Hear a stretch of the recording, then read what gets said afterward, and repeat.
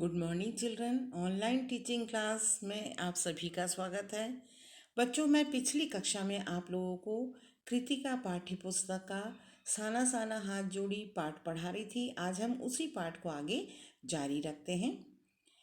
लेखिका गैंगटॉक के सैर पर है और वो कहती है वहाँ की सुंदरता इतनी अधिक सुंदरता थी कि सभी सैलानी झूम झूम कर गा रहे थे कि सुहाना सफ़र और ये मौसम हंसी। ऐसा वहाँ की सुंदरता को देखकर, वहाँ के मौसम को देखकर उनके साथ जो भी यात्री थे सब गा रहे थे। पर लेखिका कहती है मैं मौन थी, किसी ऋषि की तरह शांत थी। मैं चाहती थी सारे परिदृश्य को अपने भीतर भर लूं, पर मेरे भीतर कुछ बूंद बूंद पिघलने लगा था। जीप की खिड़की से मुंडकी निकाल निकाल कर मैं कभी आसमान को छूते पर्वतों के शिखर देखती, तो कभी ऊपर से धार की तरह झरझर गिरते जलप्रपातों को। लेखिका कहती है सब गा रहे थे, लेकिन मैं एक ऋषि की तरह एकदम शांत थी और मैं शांत भाव से वहाँ के पूरे दृश्य को अपने भीतर भर लेना चाहती थी। कहती है मेरे भीतर कुछ कुछ बूंद बूंद पिघलने लगा था। जीप की खिड़की से अपना सर निकाल निकाल कर कभी लेखिका आसमान को छूते पर्वतों के ऊंचे शिखर को देखती, कभी ऊपर से दूध के धार की तरह झरझर गिरते हुए झरनों को, जलप्रपातों को देखती, तो कभी नीचे चिकने चिकने गुलाबी पत्थरों के बीच इठला इठला कर बहती हुई चांदी की तरह कौंध बनी मारती बनी ठनी तिस्ता नदी को। कभी वो ऊंचे शिखर को देखती, कभी जलप्रपातों को देखती और कभी कभी चिकने गुलाबी पत्थरों के बीच इठला इठला कर बहती हुई चांदी की तरह चमकने वाली तिस्ता नदी को देख रही थी। सिलीगुड़ी से ही हमारे साथ थी यह तिस्ता नदी।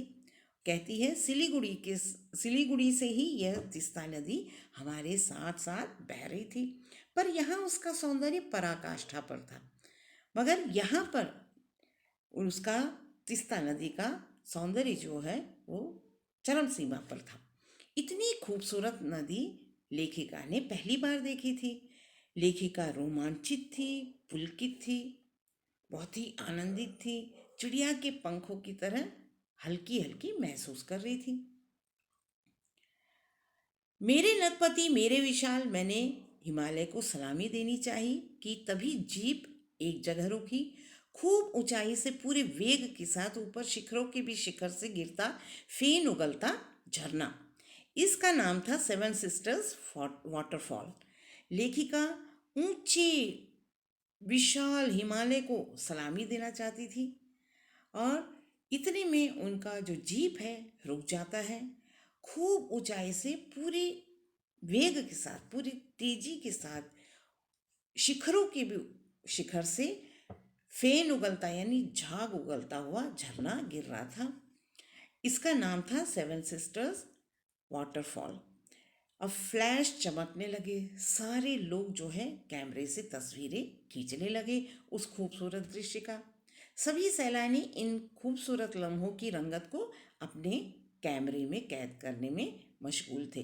सारे लोग जो है, सारे जितने भी सैलानी यात्री वहाँ आए थे, सारे लोग इस खूबसूरत दृश्य को, इस खूबसूरत पल को अपने कैमरे में कैद करने में व्यस्त थे। आदिम युग की किसी अभिशप्त राजकुमारी सी मैं भी नीचे बिखरे भारी भरकम पत्थरों पर बैठ झरने के संगीत के साथ ही आत्मा का संगीत सुनने लगी। थोड़ी देर बाद ही बहती जलधारा में पांव डुबोया तो भीतरे भीतर तक भीग गई। मन काव्यमय हो उठा, सत्य और सौंदर्य को छूने लगा। वो कहती है मैं शांत भाव से भारी भरकम पत्थर के ऊपर बैठकर किसी अभिशप्त राजकुमारी, कोई शापग्रस्त राजकुमारी की तरह शांत बैठकर उस झरने का संगीत सुनने के साथ ही वह संगीत उन्हें आत्मा का संगीत जैसा लग रहा था। शांत भाव से वह संगीत सुन रही थी और थोड़ी देर में वो उस बहती हुई जलधारा में जब अपना पाँव डुबोती है तो भीतर तक जो है भीग जाती है वो। और उनका मन जो है काव्यमय हो जाता है, सत्य और सौंदर्य को छूने लगता है उनका हृदय। जीवन की अनंतता का प्रतीक वह झरना उन अद्भुत अनूठे क्षणों में मुझसे जीवन की शक्ति का एहसास मुझ में जीवन की शक्ति का एहसास हो रहा था। इस कदर प्रतीत हुआ जैसे मैं स्वयं भी देश और काल की सरहदों से दूर बहती धारा में बहने लगी हूँ। जैसे वो पाँव डुबोती है उस जलधारा में, तो ऐसा प्रतीत होता है जैसे वह अपने देश और समय की सीमा को छोड़कर, पीछे छोड़कर आगे बहती चली जा रही है एक धारा बनकर। भीतर की सारी तामसिकताएं और दुष्ट वासनाएं इस निर्मल धारा में बह गई। भीतर उनके जितने भी तमोगुण थे, यानी जितनी भी अंधकार थे उनके भीतर, उनके हृदय के भीतर जितनी दुष्ट वासनाएं, जितनी कुटिल वासनाएं, वो सारी जो है उस निर्मल धारा में जो है जल के साथ बह जाती है, ऐसा उनको महसूस होता है। मन हुआ कि अनंत समय तक ऐसे ही भी बहती रहूं, सुनती रहूं इस झरने की पुकार को। पर जितेन मुझे ठेलने लगा, आगे इससे भी सुंदर नज़ारे मिलेंगे। उनको ऐसा लगता है मैं शांत भाव से यहाँ बैठकर इस झरने के संगीत को सुनती रहूं और अनंत समय तक मैं भी ऐसी बहती चली जाऊं, ऐसा वो सोचती है। मगर उनका जो ड्राइवर है, ड्राइवर कम गाइड, वो आकर उनको बुलाने लगता है, उनको ठेलने लगता है और कहता है कि इससे भी बहुत सुंदर दृश्य जो है आपको आगे मिल जाएंगे। अनमनी सी मैं उठी। थोड़ी देर बाद ही फिर वही नज़ारे आंखों और आत्मा को सुख देने लगे।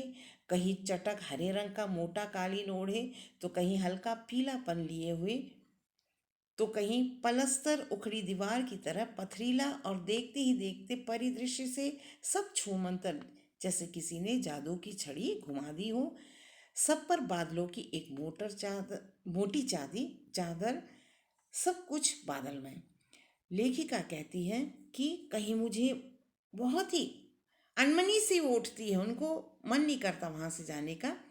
वहाँ के सुंदर नज़ारे, आत्मा को सुख देने वाले जो नज़ारे थे, उनकी आंखों से ओझल हो ही नहीं रहे थे।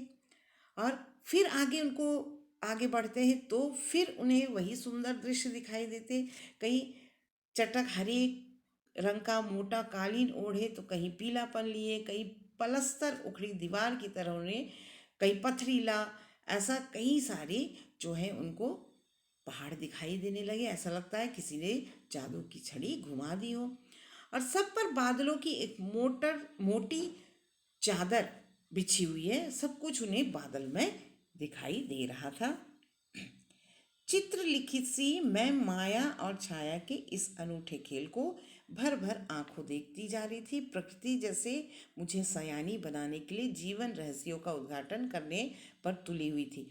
यानी वो कहती है मुझे ये सब माया और छाया का जो ये खेल है, अनोखा खेल है, वो अपने आंखों में मैं भरती चली जा रही थी। ऐसा लगता है कि प्रकृति मुझे अपने जीवन के सारे रहस्यों को बता रही है, यानी अपने जीवन के सारे रहस्यों को उद्घाटित कर रही है, ऐसा उन्हें लग रहा था।